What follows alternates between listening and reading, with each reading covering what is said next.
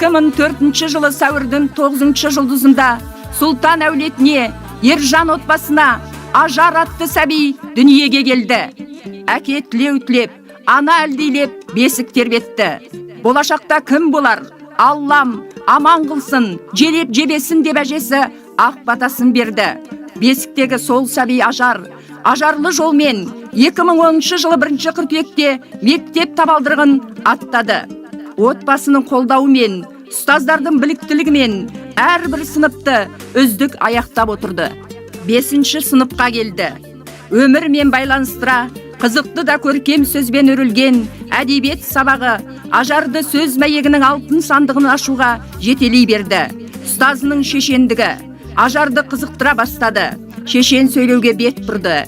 Әдеби шығармаларда қызыға оқып, әрбір кейіпкерлермен қоян қолтықтаса, достаса берді. Әрбір ақынның, әрбір жазушының ойы, өлеңдері, шығармалары Ажарды өлеңге деген ынтықтығын, ашықтығын арттыра түсті.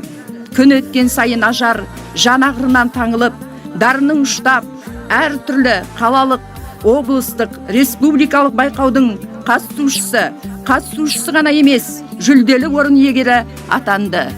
Қалалық жалынды жастар ұйымында дебат жетекшісі, қалалық кітапханада Масат клуб меңгерушісі.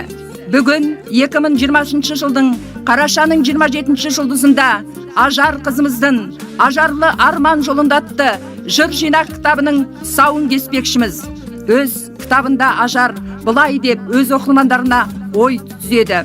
Құрметті оқырман, замандас, құрдастарым, елімнің жастары, сіздер қоғамның елімнің үкілі үміті тірегісіздер. Енді елді сүю, халыққа қызмет ету парызымыз. Ұлы даламызды көркейту, әлемнің биік төріне орнату үшін теңдессіз білім керек. Сондықтан жырларым патриоттық сезімде, өздеріңізге үндеу ретінде жазылды.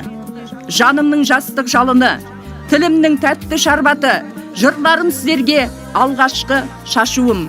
Қазақ елі ғасырлар бойы өз өнерімен, мәдениетімен жасап келе жатқан жасампаз ел. Сол ұлы дала елінің ұрпақ Ажар.